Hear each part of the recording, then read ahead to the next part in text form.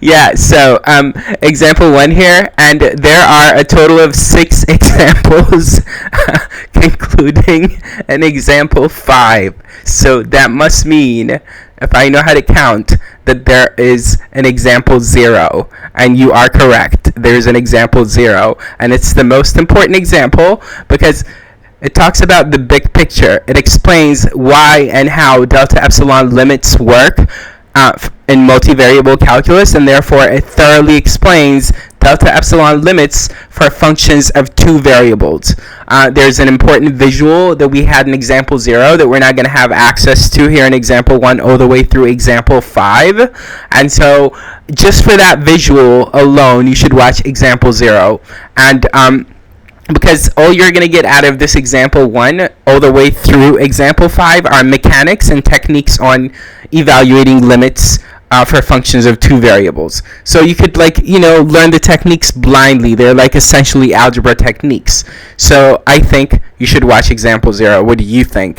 Hold on, I'll pause, hold my breath. Alright, let's get on with it.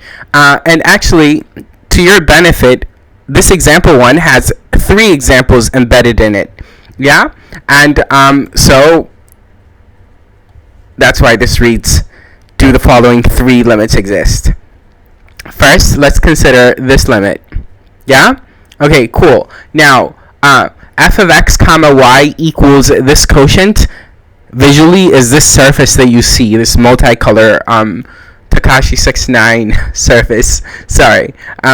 Yeah, sorry for that reference. Okay. Anyway, yeah, f of x comma y is this quotient, and again, visually it's this surface. So we have a 3-dimensional surface, and so that begs the question, why is this a 2-dimensional coordinate? Why isn't it 0, 0, 0? Well, maybe you weren't curious about that, and now you are. Okay, well, this is a question that we implicitly answered in example 0, so another reason to watch example 0, but I'll answer it here. Because, well, remember, in Calc 2, when we're looking at a function of a single variable, f of x, we were approaching some x value, say x equals a, along the x-axis, right? And so we were on a 1-dimensional line. We were approaching this x value on a 1-dimensional line, but our function lived in the xy plane, so our function was 2-dimensional. But the point we were approaching was 1-dimensional. It was strictly on the x-axis. And so then, analogously, well, the x-axis steps up another dimension and moves to 2 dimensions, but our function also steps up another dimension, but this time from 2 dimensions to 3 dimensions. So that's the analogy. But if you watched example 0, you can clearly see that the point that we're going to approach when we're doing limits for a function of 2 variables, these points like 0, 0 are going to be on the xy plane. They are points that we're approaching on the xy plane, and necessarily then they are 2-dimensional, so they only require 2 coordinates. And since on the xy plane z is 0, it's implicitly understood and writing this that in fact we are on the xy plane and therefore z is 0. Okay? Alright. Okay, but with that said, you should recall from example 0 or otherwise from everything I just said that since the point we're approaching is in the xy plane, any random point in the xy plane we can approach from infinitely many directions. We can come at it on a straight line path, or we can come at it on a parabolic path. So there are many different paths, and there are in total infinitely many ways to approach a point in 2 dimensions, right? And therefore, life is not so simple, which is unlike Calc 2 when you had just f of x, where you could just check if the limit as x approaches a from the left is equal to the limit as x approaches a from the right, and therefore you only had to check it from 2 directions. This time, you have to check it from infinitely many directions. Well, you can't, right? It's not practical. You can't possibly check it from infinitely many directions. So what you do is you check it from a few directions to start, as you will see in this first of the first of 3 examples in example 1. But yeah, like you check it from a few directions, and then, if you're getting the same value, you have to do a formal delta-epsilon limit proof to prove that the limit is in fact that value that you're suspecting. Otherwise, if you're not getting the same value, you say the limit doesn't exist and you move on with your life. Okay. All right. So let's get started. So I'm saying let's approach 0, 0 along the x-axis. Now, along the x-axis, y is 0. So that means our quotient will turn into this, right? Like along the x-axis, y is 0. So the quotient will have y 0. And so it will become this. Now, this quotient is just x squared over x squared. And so long as x is not equal to 0, this quotient is equal to 1. So we see that along the x-axis, when we approach 0, 0 along the x-axis, f of x, y, or z, approaches 1. So z approaches the value 1 as x comma y approaches 0, 0 along the x-axis. Okay, cool. So then naturally, next we should check what happens if we approach along the y-axis, and then that means that x is 0. So when we approach 0, 0 along the y-axis, making x 0 as we've just done, we see that this quotient this time reduces to -1. So what that means is what you're already seeing, which is that z goes to -1 as xy goes to 0, 0 along the y-axis. So we only went at it from two different lines and already it failed. So this is like when life is simple in these like kind of initial investigation stages. It could be harder, and that's what we're going to see. And the next one, if this is like, a well-planned lesson, this next one should be harder, right? Okay, so this time let's consider this surface, right? And if you visualize it, it's going to look like this. And by the way, one thing I didn't mention in the first of these guys is, well, on the surface you can it's kind of hard, but you could try to visualize how going about it along the x-axis and y-axis don't add up in the first guy, like where we just saw that the limit doesn't exist. There's a crease at the origin, and that's why the limit didn't exist. But again, unlike two-dimensional graphs, three-dimensional graphs are kind of harder to picture, so I forgive you if the crease was hard to see.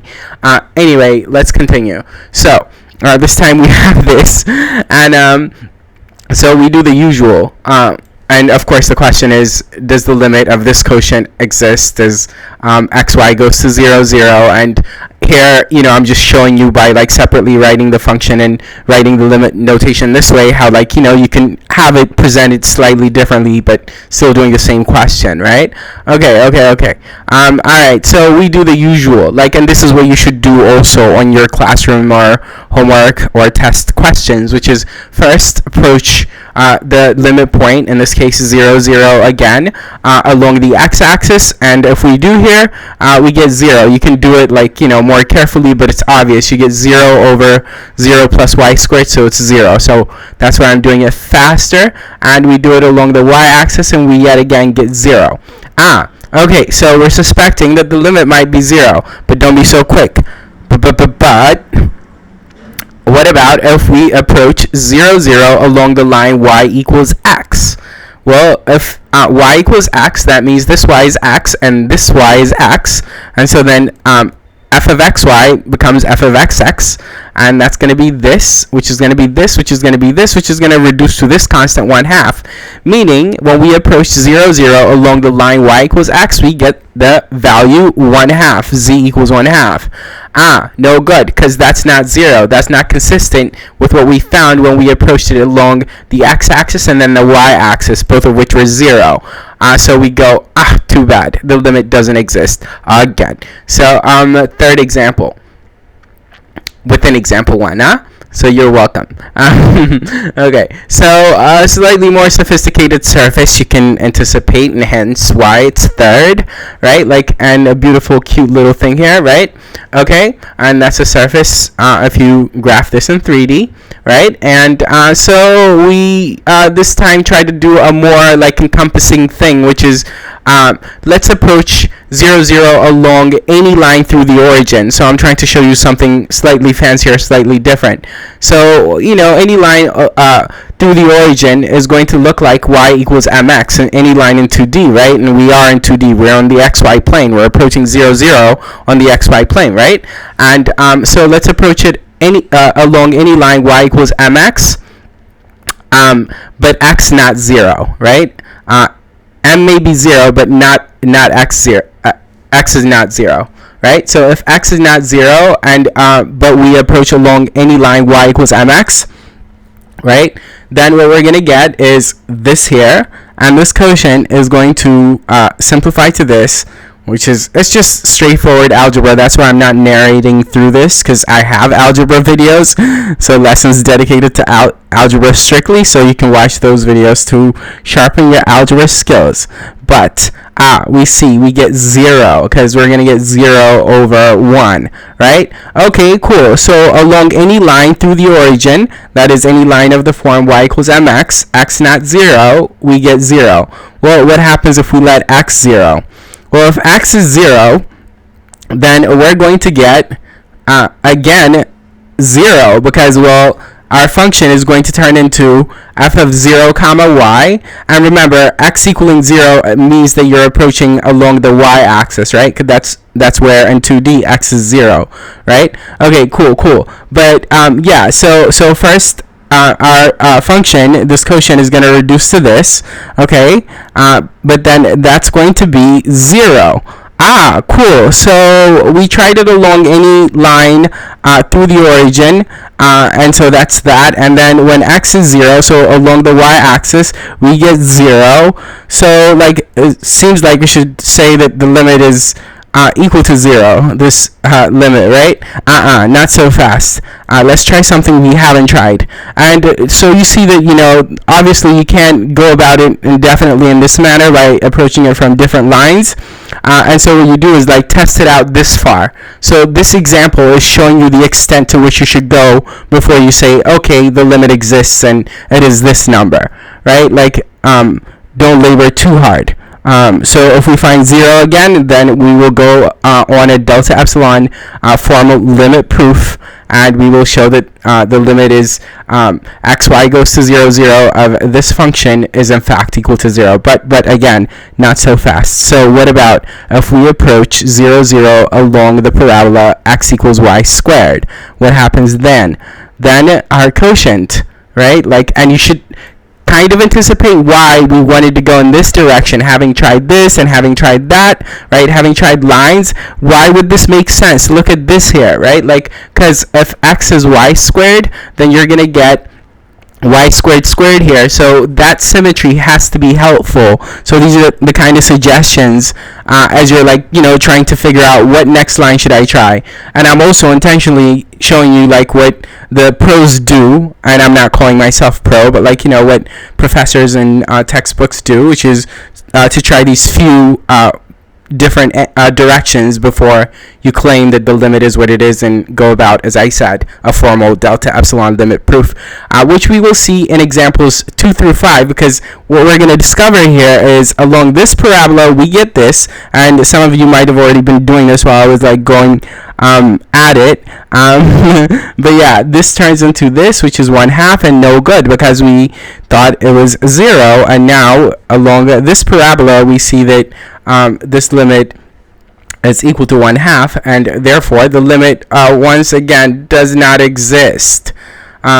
Yeah, okay, alright, so this is the only example where we're going to see limits that do not exist. Examples 2, 3, 4, and 5 will all have limits that do exist. They're very different from each other, and they will be the 4 formal Delta-Epsilon limit proofs that you will see in multivariable calculus. Yeah, alright, cool. Otherwise, I hope you enjoyed this and keep watching. Take care.